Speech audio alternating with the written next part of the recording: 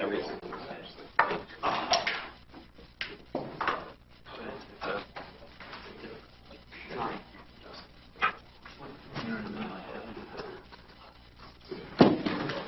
a few more minutes since they moved the food all the way up to the 5th floor. I'm sure people are going to be late. Your words.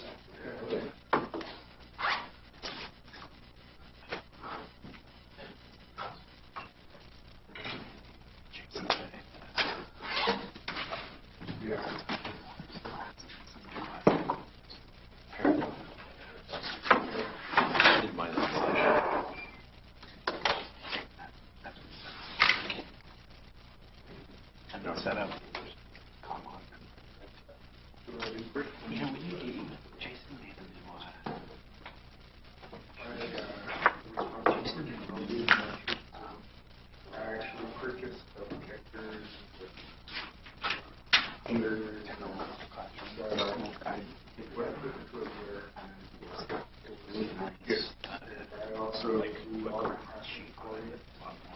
Oh, for the rooms.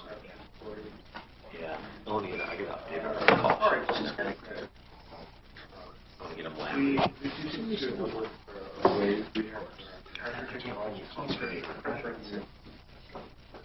Well, you can't find the carrots. You guys have to keep them.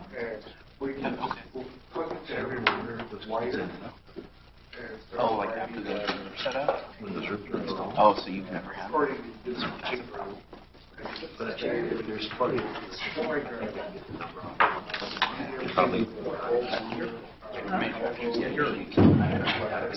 There you go. I'm certain that people down in there. I want to start walking up there's any problems with people getting in there and turn it on, then I'm on the input and stuff. It's getting a little out of hand. It's building a little Okay, I guess we'll get going. Welcome. My name is Matt Bochniak. I am the head of instructional technology at George Washington School of Law. About me, getting a little ring. I'm head of instructional technology at the school. I manage the Office of Instructional Technology. It's 53 classrooms. I manage over 7 buildings with 2 full-time staff and 10 part-time employees. So it's a very large operation. Now, I should mention that it says 7 buildings, but it's really 3. We take up 2 blocks of DC, and a lot of old buildings have been merged into 1 building, basically. So it's really 3 buildings, but it's 7 different halls. My position, I assist faculty with all instructional technology needs. So we have a separate IT director and my position.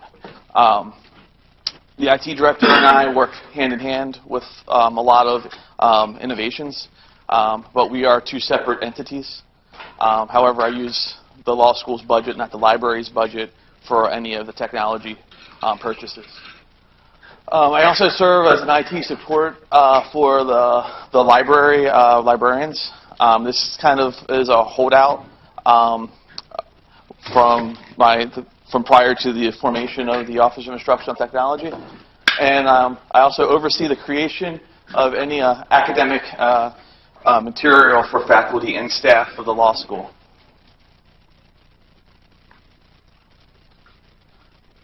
So I think this sums up my presentation, really. It's the teacher that makes the difference, not the classroom, when we move forward with these innovations. So originally, we built classrooms for the Socratic method. That's the foundation of law school education. Over time, everything has changed. Look around in this room, for example. These classrooms need to be able to do multiple things now. That wasn't the case when they were originally designed. Recording media is a big one. And not just media, it's capturing the sound of the room, the student in the back corner, as well as the faculty member. All of this technology that we've put into the rooms. But we also need to do web conferencing, video conferencing, phone conferencing, are all put into the classrooms now. over time, which gives us classrooms driven by technology, which again wasn't the case when classrooms were originally designed.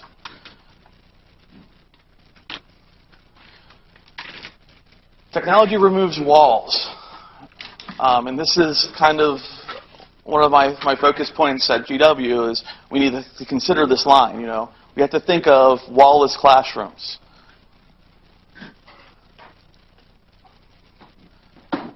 So the landscape of learning has changed. Note this is not a metaphor for the status of higher ed as we stand today, but this is more of a landscape, you know, of where things have changed over time.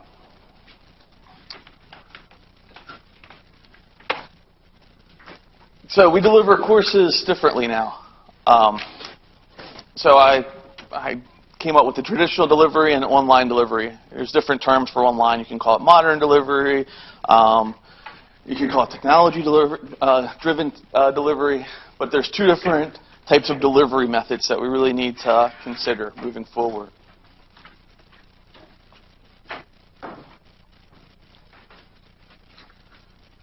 So what should we be supporting when we create classroom spaces moving forward? That's kind of the question. That's the whole thought of this presentation. It starts with face-to-face. So the technology of the room has to be working for face-to-face before we can move forward. I ask why, and the reason why I ask why is because faculty need the trust in technology. If faculty doesn't trust the technology, they're not going to move forward into a different learning environment. So we have to get it right for the face-to-face experience before we can move forward in designing wall-less classroom spaces, in my opinion. So asynchronous and MOOC. You know, when online started, I think of especially the MOOCs with MIT. You know, they just threw a video camera in the back of the classroom, record, and each class they put up online, and it was a MOOC, right? And then universities started doing that when these early stages of developing online. They would put a video camera in the back of the room, hit record of a full face-to-face class all weeks, and say, this is my online class now because we captured this. Faculty to this day still think that if you want to make my class online, just videotape all of my sessions and put it online, and there's an online class, and I'll grade the content of the course, but they can watch my lectures from last semester, right? We don't want to create a culture for second-class students or second-class learners, you know. There's face-to-face students, they have the ability to raise their hand. They have the ability to ask the question. They have the ability to interact with one another. Whereas if we just put a camera in the back of the room and hit record, they don't have that. You know, they're just literally just outsiders watching a lecture. So when I design a classroom, I don't design it for this. And best practices is using video production techniques to create that type of material, not so much record a classroom. Stop me at any time. If you have any comments, questions, or anything, please. Or I'm just going to power right through this, and then we can have a discussion at the end. So synchronous online/distance learning. I should start by saying some people don't consider synchronous online learning. Some people call it distance learning. It's really, you know, just a name at this point, but it's the same theory. This is how we can change the delivery of classes in the classroom, for example, and use technology to create these wall-less environments.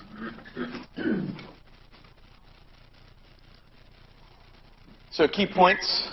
Class starts for everybody at a set determined time, right? So 4 o'clock on Mondays, 4 o'clock Eastern on Mondays. And wherever you live, it's 4 o'clock Eastern on Mondays. Some people, not all, attend virtually, while others are physically in the classroom space. This goes both ways. The faculty member could be totally remote. The student, or a couple of students, can be totally remote. You know, with the ABA guidelines, you could have a 20-class session with a few classes that students are allowed to be able to watch remote and attend in. And lastly is technology driven, but you still need support.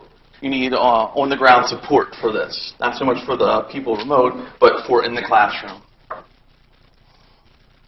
So the key benefits of this delivery method, students, they can provide a structure of learning and independence. Some students just don't do well with online because the structure's not there. You know, oh, I have 10 weeks to finish this course. Why do I need to work on it week 2 right now? You know, by having a set time once for a class session, the students are structured. They have to go there, but they still gain the independence of not having to be on campus. A lot of them can be employed off-site while enrolled in these courses. Faculty, I don't know how many of you have dealt with designing courses for faculty, but the benefit for this, for the faculty, is they don't have to spend 6 months of the year redesigning their class to deliver online. They can give the same type of delivery method as their traditional face-to-face, but just use technology to do it. And then university level, you can attract desirable expert faculty. For example, if you're teaching a course in oil or environmental law, and you need somebody to teach about the oil industry, you can hire a faculty in Houston, and they can remote into your classroom. You can attract more potential students, probably more so on the LOM side, and a very relatively low startup cost, all things considered. So I'll bring you 2 examples I'm really familiar with that have used these types of deliveries. They're both technology and engineering programs, probably because they had good minds coming up with this. But these are two models: Stevenson Institute of Technology up in New Jersey, outside of New York, and Hopkins. I was a part of the Hopkins program. That's where I came from prior to my time here at GW. So, Stevens, they use Canvas as their LMS. And when you sign up, these are all graduate engineering courses, by the way. I think with Stevens, it's system engineering. Or it could be technology management. I think it's technology management, actually. They integrated everything within Canvas. So a student logs into Canvas and everything is there. It's fully integration. They use Blackboard Collaborate as their web conferencing for synchronous class sessions. So a Stevens student would sign up for a Tech Management 101 course, right? The course is on Tuesdays at 7 p.m. The students have the ability to choose without any type of penalty, or they sign up for the course. They can choose whether they come face-to-face or if they want to go 100% remote for the whole semester. The classroom is a regular classroom with video cameras installed in it. They feed the video and the audio system of the classroom into Blackboard Collaborate. So students basically can decide week 1, I'll come from maybe the first week, and then week 2 and on, I'll just watch it remotely. And they're forced to really interact as well in these courses. So if you're a distance student, you have the same obligations of participation as any of the face-to-face students. You're not supposed to be a passive viewer of the course. You're supposed to still be participating in the course just like all the face-to-face students. The faculty really need a push to understand and use the technology to be able to call on somebody in the Blackboard Collaborate session. So they're not viewers. They're actually presenting from remote places. They're actually asking questions from remote places as well. That's key. So this has won multiple awards from the USDLA, which is United States Distance Learning Association. They have 7 of them as of right now. This started back in late 2000s. Quick observation, the chaos symbol and the symbol for US learning. Distance learning. Coincidence? So Hopkins Engineering, This is another approach to this. This started back in about 2011, this program. This is set up for system engineering. Hopkins leadership went to a couple of defense contractors, and they're bidding on contracts, right? So it's for the contractors to have more students with higher level of education, makes them getting the contract for the government higher, right? So if they have more people with graduate degrees, post-bachelor's degrees, they will do better in the bidding process. So Hopkins went to a couple of the major ones and told them, look, your students can enroll in our program. We'll create cohorts for you. Your employees, during their regular work hours, like maybe every Friday for X amount of weeks per year, will show up at 8 o'clock in their offices. You just get a conference room. And our faculty will be here in Baltimore. We'll hire one of your leadership that fits the criteria for academics. Obviously, they have to have a terminal degree and they have to be an expert in the field.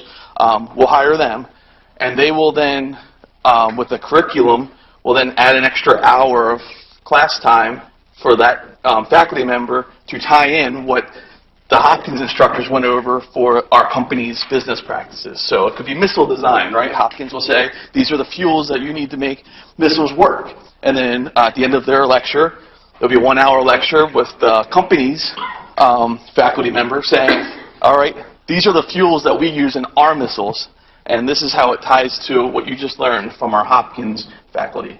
And this was a 10-class, 2-year program, accelerated program that they did. So they sold it, right? Now they had to design it. So Blackboard for a learning management system, because of failure and fail-safes, they wanted 2 systems. Adobe Connect was used for web conferencing, but they also used CALIcon for video conferencing and teleconferencing. So the faculty members' video was sent to the classroom via CALIcon video conference. However, they also had a web conferencing Adobe Connect for content. The Adobe Connect session also fed audio. So if a student was on location for their job, let's say they said that they have to go to Tokyo, for example, they're still required to sign in. So they would use the Adobe Connect session to sign in to the class. So they couldn't see video, but they still heard audio and they saw the course content. And at that point, they would use one of the Polycom teleconferencing phone lines to join in via audio instead of using the Adobe Connect audio into the course. Everything was recorded in Adobe Connect as well for saving purposes. 3 faculty members, 2 were Hopkins-based, 1 was partner-based. With the experience that they had with this program, they started Virtual Live, which is very much closely based off of the Stevens model for their delivery method. So, and again, I had my hand in this as well. And it was interesting stats-wise. The first week, or the first class of the 10 courses, everybody showed up, right? But by the last class, it was just 1 student in the faculty.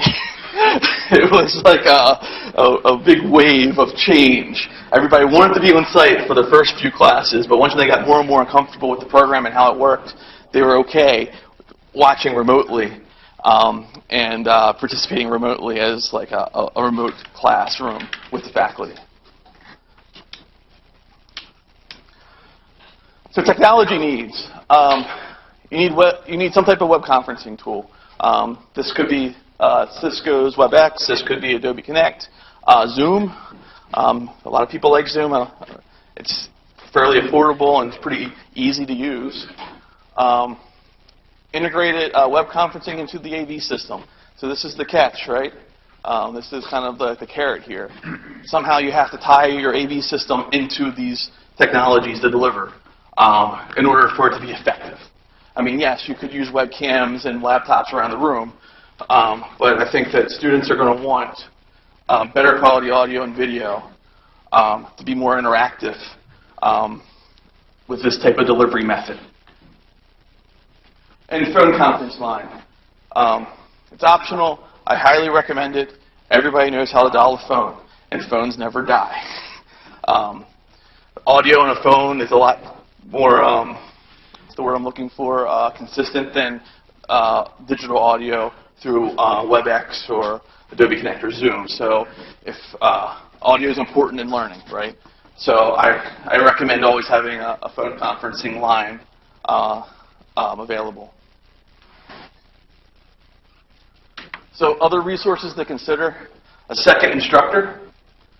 While one instructor is lecturing, the other, it's important for somebody to monitor the remote session, right? Because they're not in the classroom. They can't do this to wave down the faculty, right?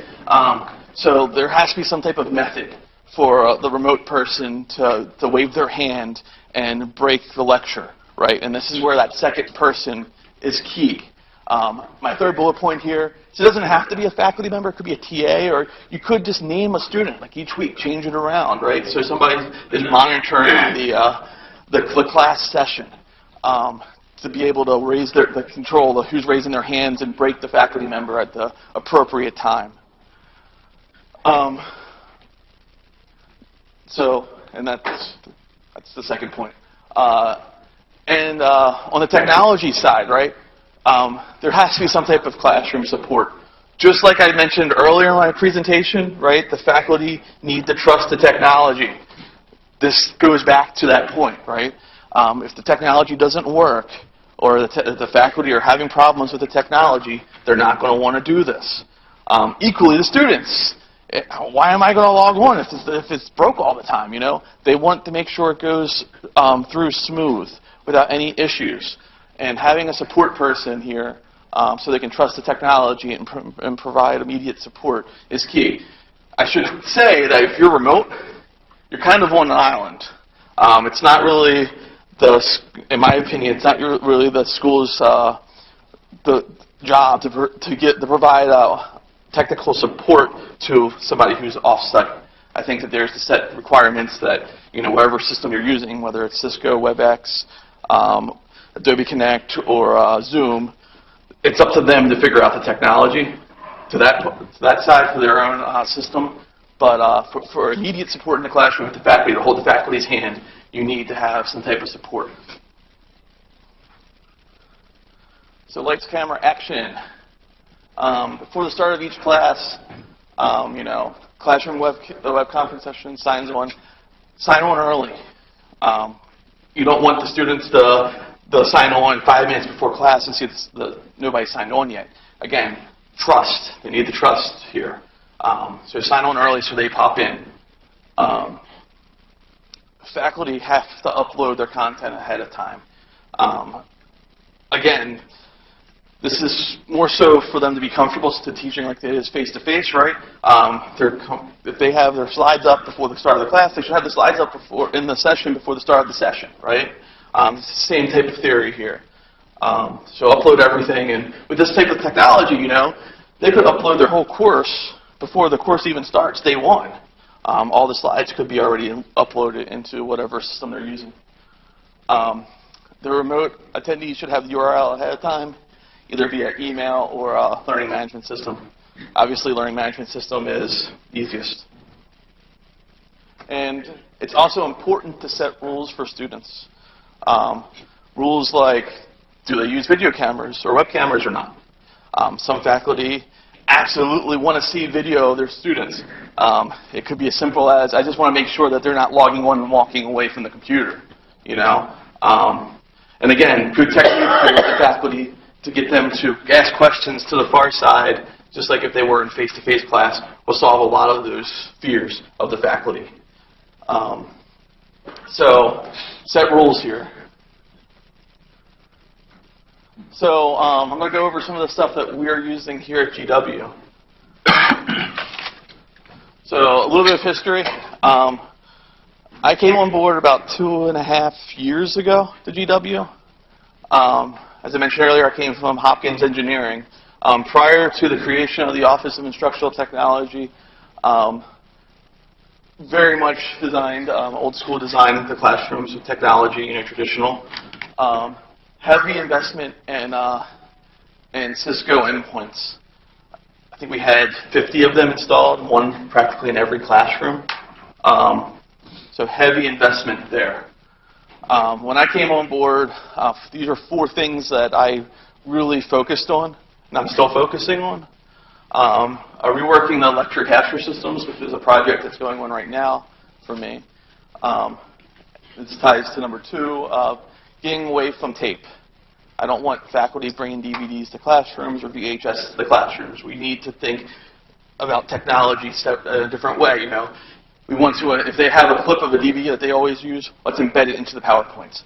Let's get it out of, okay, stop, fumble with technology, hit play, stop, and start talking. Let's get out of that. We should just be connected into the PowerPoints, So I wanted to move to a tapeless environment with MP4s being used and streaming services being used. Focused on academic media creation. This is right now being done more so in the library for me. We have a large team of librarians, so they'll actually create content for their pages for each of the different types of law that we have. Like right now, I'm doing a big piece for international house site treaties with our international librarians. And less teleconference, video conference, and more web conferencing. So leveraging our resources with web conferencing because of cost. There's no reason that we need to buy $15,000 endpoints anymore for our classrooms. So here's the challenge. How do we get the classroom AV system into a web conferencing system and make it affordable, relatively? So the key players that I use to do this are Cisco WebEx. The university has a license with WebEx. So we get WebEx with our university's agreement. Vadio, which there's a Vadio camera back here that they're using. And bi-amp systems for audio. So web conferencing, Cisco WebEx. Video cameras, we use Vadio HD cameras. We have a couple different models. Audio system, bi-amp. Room audio systems in all of our classrooms. Teleconferencing, we have 4 Cisco Starfish conference phones that we can move around if needed. And then the key here, this is the key, is the Vadio AV bridge for AV to PC integration.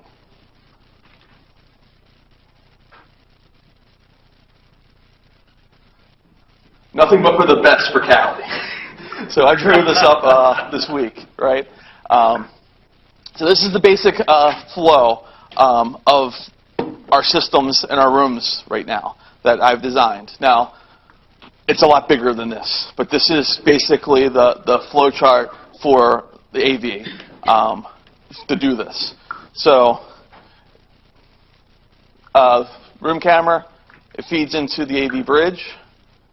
So the AV bridge is then taking the room mics, it's going to the bi-amp, and it's taking a mix of the room mics out to the AV bridge. The AV bridge then, over USB, goes to PC and for the classroom. PC audio out goes in the bi-amp. It's part of the mix minus. And then the room speakers, right?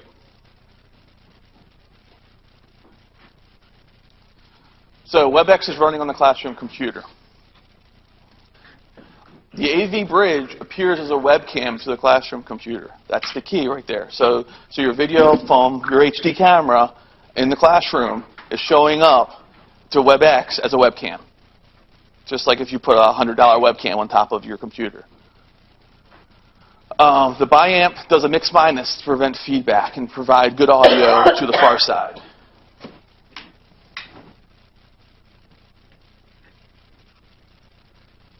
So some classroom examples. This is a small seminar room. We have 2 cameras in all of our classrooms, one in the front, one in the back. And this is a 70-inch television for this room.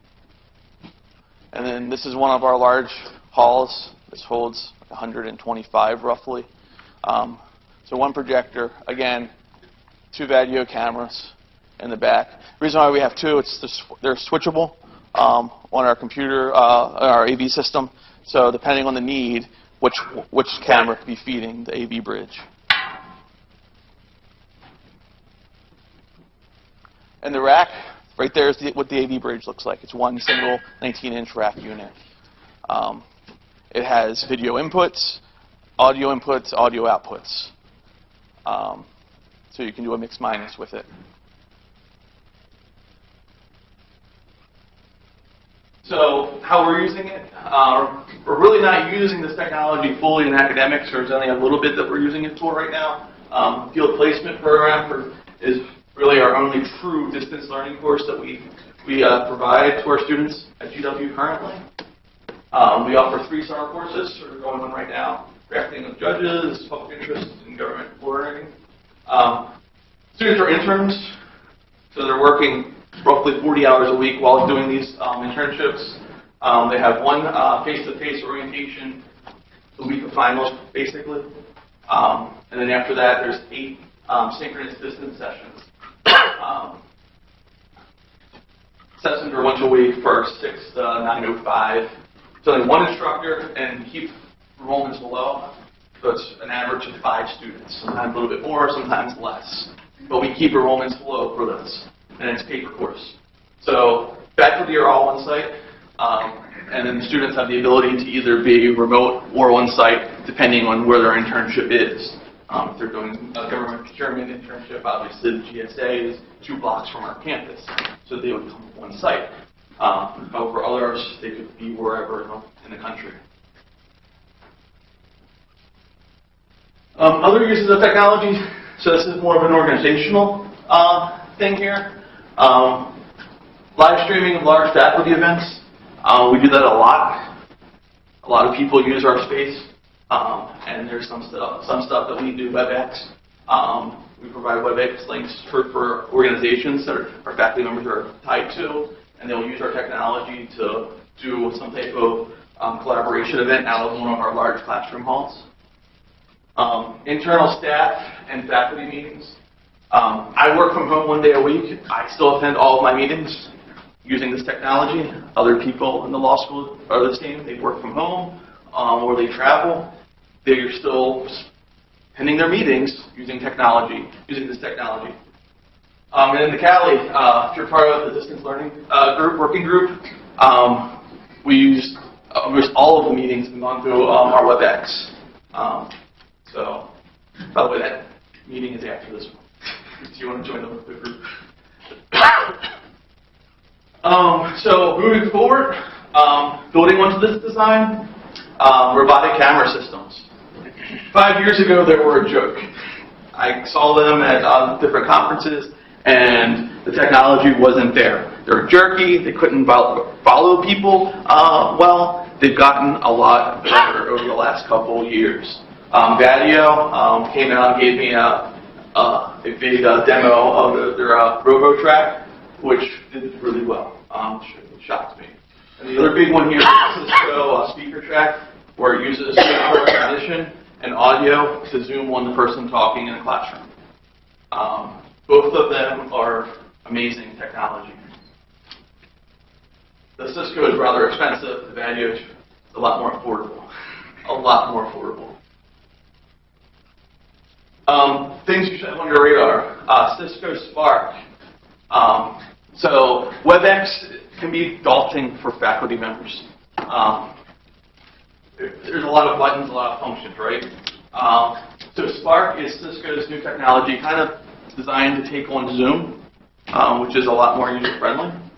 I think Spark is also priced more aggressively than WebEx, so it's a cheaper price point. You can host synchronous class sessions. With the right collaboration, or with your learning management system, you could have virtual work, students work on projects virtually. So you could sign on to Spark, and like Slack, it has a chat, right? It pops up to somebody's online. You click a button, it makes a video conference call right to them. Students can say, log into the Spark room at 1 o'clock on Friday, and we'll start a video conference. The students can start a video conference with each other within Spark. It's built for collaboration, and it has an open API. So if you really have a good creative team, you can make this work within your organization. And it's easier, again, for the end user than WebEx. So putting this all together, everything must be made simple as possible, but not simpler. I cannot agree with this more with this statement. I mean, this is exactly our jobs as technologists. Without a clear design plan, this is what your system's going to look like. So just look like that. For me, it starts with creating a clear set of use cases. So this is kind of the use cases, broad use cases that I have for all of our rooms. I should say that all 53 rooms can do all of this. There's not one room, a seminar room that only can hold 10 people. It still can do everything for events, as our MOOC courtroom, which all of our technology's in, or our lecture hall that can hold 250 people. They're all designed to do the same thing. It's just scalability, whether you fit 10 people in or 200 people. AV integration is key. That last bullet point, a good AV integrator. There's a lot of AV integrators, especially where I'm from in the Mid-Atlantic. You know, they all want to sell you a bag of goods, but you want to make sure you find a good one that understands your needs.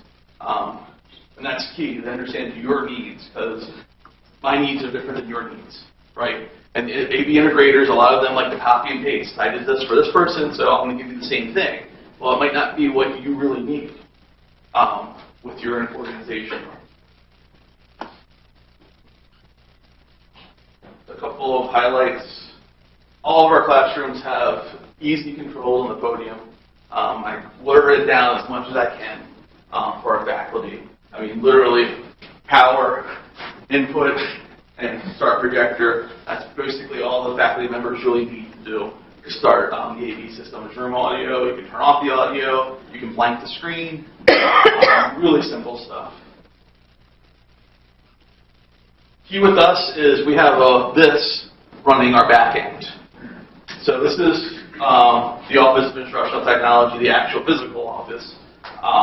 And this is our AV rack control basically for our rooms. We have numerous video monitors.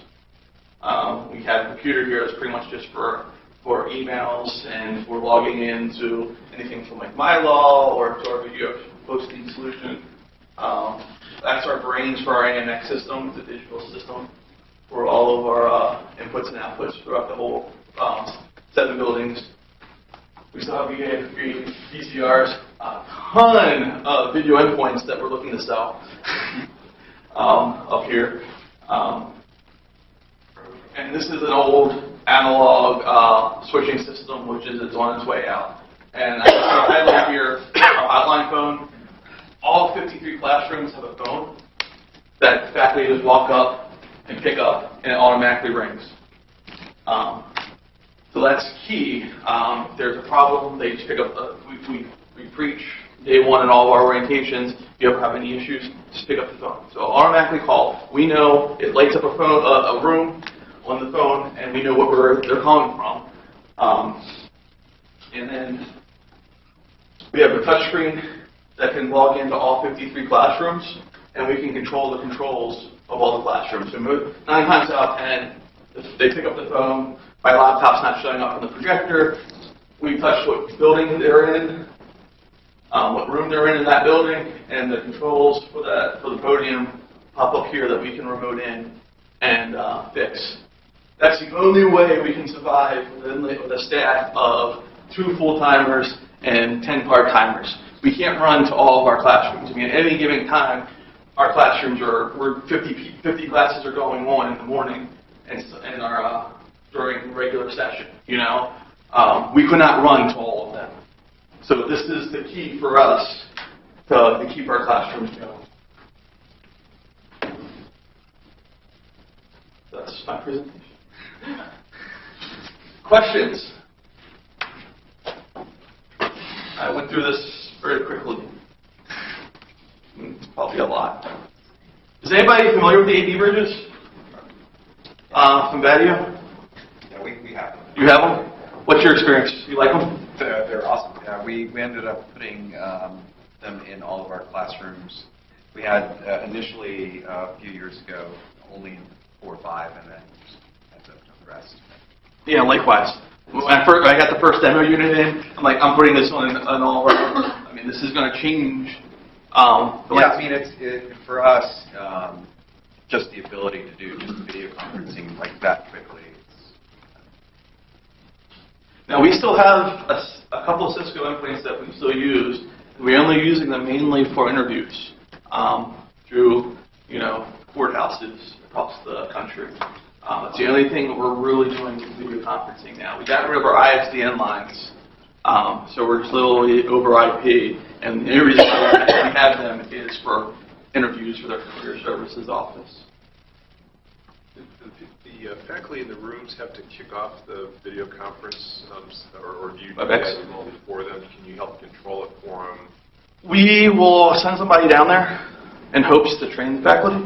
The first couple weeks, we're more present, but after that, the faculty they get it, If something drops or anything, I mean, do you have any control Yeah, from where you are to help with that? Yeah, so if a problem happens in the class, they pick up the white phone, and for something like that, obviously the AV controls aren't going to solve that. We send somebody down to the room for that.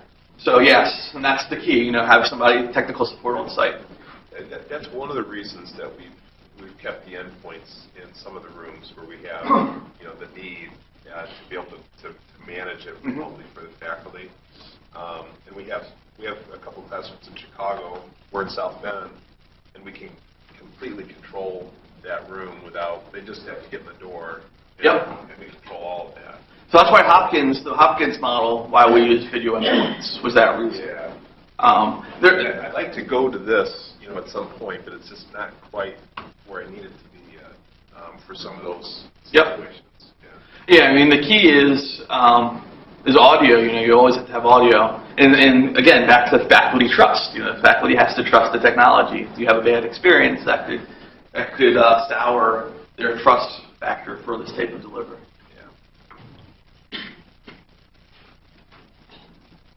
Yeah. Questions, comments? Yeah.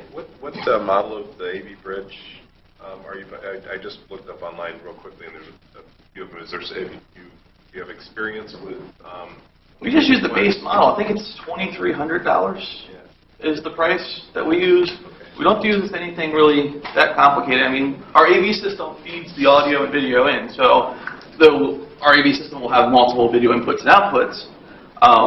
We're only feeding one input into the AV bridge, so you don't have to have a big system. Badio does make a system where you can fit, 6 inputs in and do different things. We don't go that direction. We just go with the basic one video in and one audio channel in. That's it.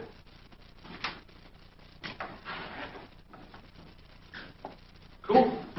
That's all I got. I have business cards. I gave out a whole bunch beforehand. If you didn't get one, please come get one for me if you want to talk offline.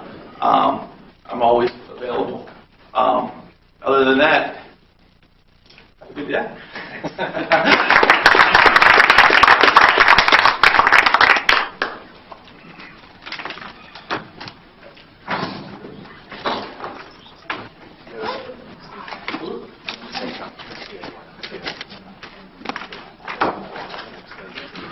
Oh, nice.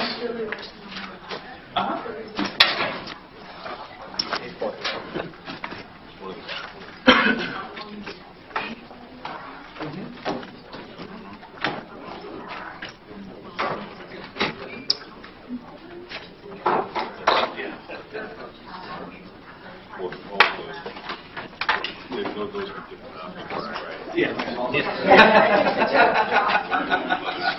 Yeah, kind of the basic stuff.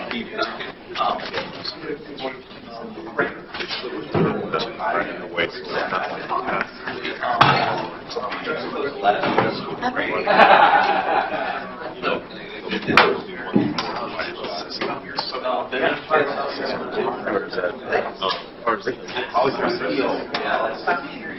Voice recognition. Yeah. We're not our voice models, right? Yeah, in fact, CALIcon has where we that too. They have, I think it's version of their UI, and we're one of two of them. Instead of buying that. Well, that's what I was thinking, is like there's Oh, I see. Yeah. So these large rooms were almost saturated with them. So for those that don't have Once you start the sport, once you start the people, I want to manage the cameras. some 30. Well, yes, yes, it is. The robotic. But the reason why Put them in on the side. so we stopped looking at it because there wasn't a right preview. So you play with this. We do. We have a preview on our restaurant. So you make an HDMI feed for the bridge. Right. But we, of course, when you bring it up on the computer, you should see that the radio bridge is selected as the camera, as the mic. Right. So you again, we have some faculty who want to do this. And so either their assistants, their assistants will set up and schedule the WebEx session, or we will set up the WebEx session and drop off. Once they get started, then we leave the meeting. I don't like that system, I'll be honest, because it's a resource. But I just think because of the way that we do things, It's our bridge. yeah, it's in the rack. Like our. Yeah. There's US couple feet from the bridge to the phone. To our computer. To the computer. Yeah. The computer's the key. So when you log into WebEx, when they hit the bridge, they're going to see the video of the classroom as a participant in the WebEx. Right. We have default. So we generally have 3 to 4 cameras, and we have a default camera. They can switch off between whichever camera they want, and it's reflected on. So whatever AMS extra is rated and signals to the bridge. Right. Right. Exactly. So we have several seminars that we're trying to go here and just where we have 2 cameras, where we're just saying, you know what, let's just have one. Because occasionally we'll have faculty, whether it's a lecture that's being recorded or WebEx. Why do I have the other camera? Right. Well, you could change this, right? But that's not. Get the same questions. I'm Miguel, by the way. Thanks. By the way, when we had Adio in, a couple weeks ago, they mentioned you guys were using their products. Yeah. Sure. I'm glad to hear other people, because I feel like most people don't know this technology. Really is. Makes things. You know when we start? I never saw a resolution to We have not going with yesterday. on the Faculty, he's a techie. And he wanted to be in the faculty. Yeah. Doing all of this. Yes, Well, it seems like that's happening. No, they would be in the faculty, so when I observe jury box, witness box, the judges. Yeah. And this particular setup doesn't have a preview of the cameras unless you are nearby. So where are we going to? Right there. We have it right now. Each camera is a web. So we have Sony cameras, and each one is a web interface. Yeah. But the values don't. No, Right. you can't have. Yeah. I never use them, but I know that there is a way to hook them up to the IP network. You can log in with that.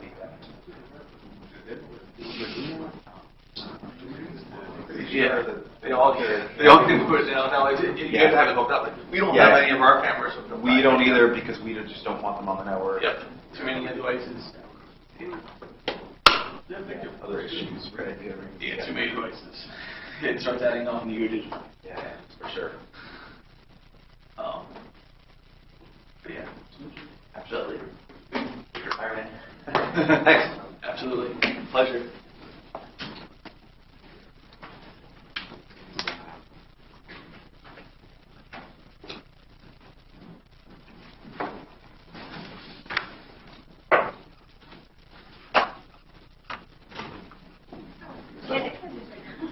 Hey, Tony. How's it going? Good job. Thank you. Nice, thank you. Hey, how do you measure yield in a scenario like this? You know, as a business guy, I'm always trying to boil stuff down to what we spend, what we get.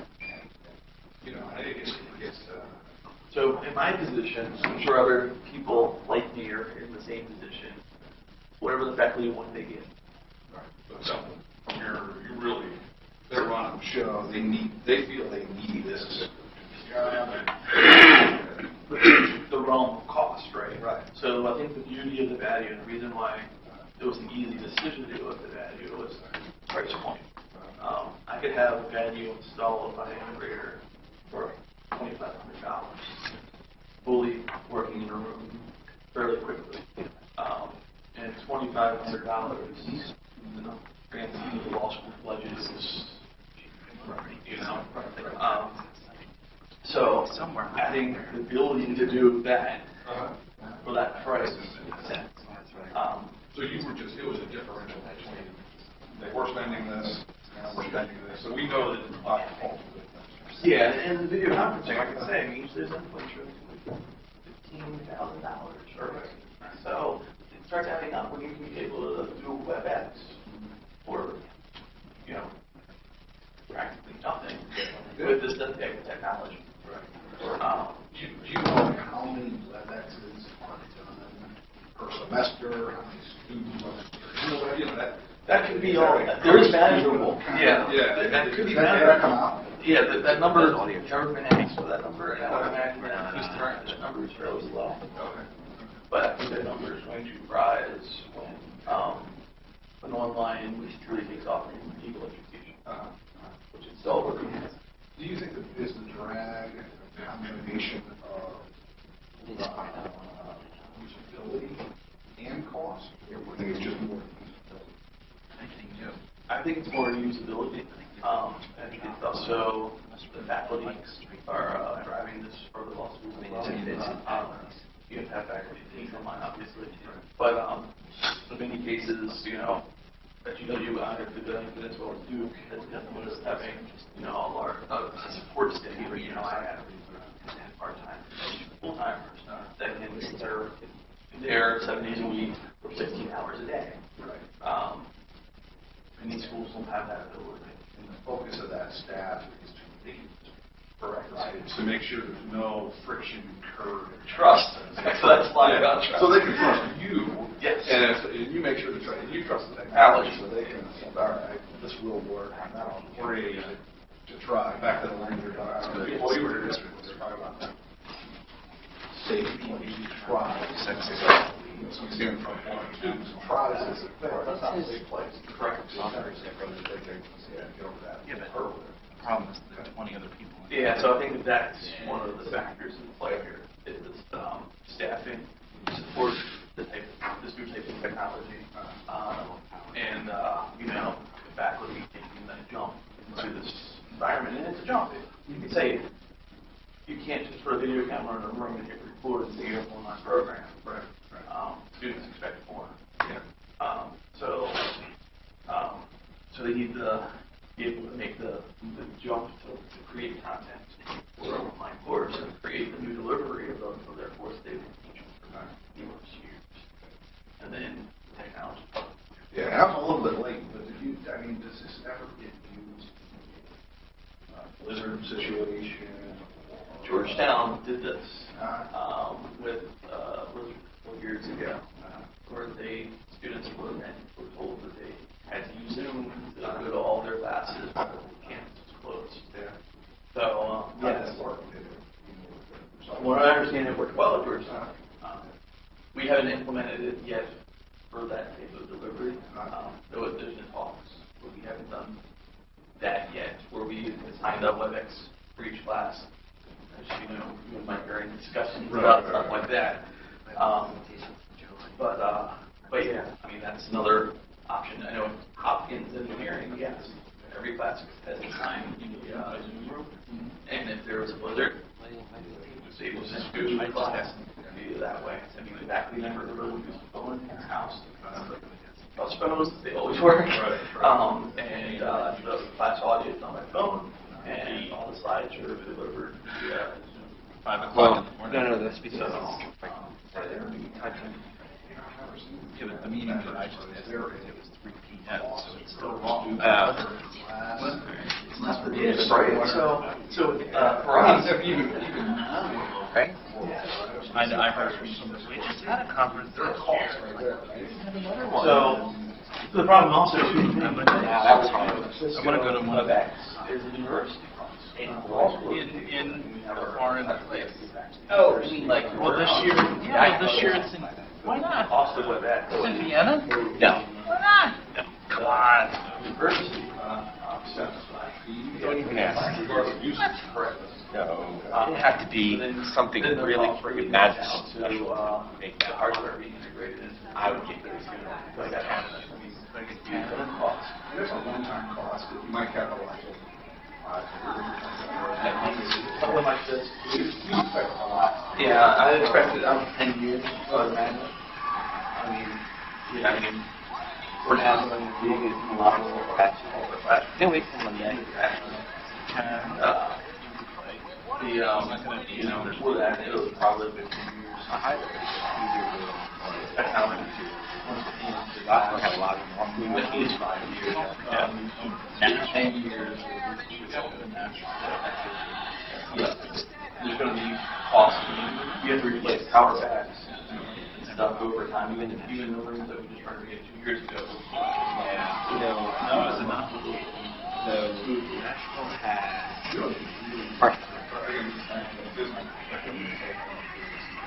What does it cost? One classroom, 40 kids. If you add in the cost of the student moving himself to the room, the faculty member, let's say it costs. Do you think I'm kidding? Or you do an hour of travel, 3 classes. So, Yeah. How does that just Oh, yeah. add up? Besides some time. Oh, cool. walk through it. We're already. Right? I mean, look.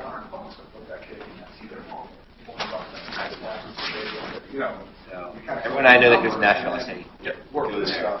Just so that you can be like, Well, classroom one. and guess what else is really Right. fun? So, like, you can get rid of classrooms for this type of Anything. right? That's where you're going to see. Come on now. You gotta admit Just that. like I've been to the real life tower and then Or Las Vegas. Exactly, right? You've been to the real one. So, I mean, See, student the space. problem is the one in I actually like the Las Nevada Vegas better. is not an exact replica. Somewhere else, Exact replica. then you're just putting a factor in the size. Right, smaller, but it's the same exact setup. Actually, Right. it's totally not because you don't go up the Parkland elevator. in Nashville is a full-scale replica Oh, Absolutely. of the one in Athens. And another big thing I mentioned earlier was the fact that you could hire an adjunct that's an expert. You don't have to move. And be able to teach for your university. So, go ahead. Yeah. all you. I wanted to you out, I apologize. That kicked me out. So yeah, I mean there is a cost there, and I think that you're onto something. I think like other schools in higher ed, engineering. No, there's nothing. I think part of Unless they do reading. part of it is for this thing. business model. Like we were saying, we don't want. Hey. So Hopkins, I was there when I started. It was the percentage online versus face was roughly online was roughly 30%. By the time I left, it was online 70%. So they had an issue now on the space of classrooms that are not being used because everybody's taking courses online. So they started cutting, and the charges cost. So my Online is considerably cheaper. When you don't have the right there, there's commercial space for classes. And that's what they had to do. Absolutely.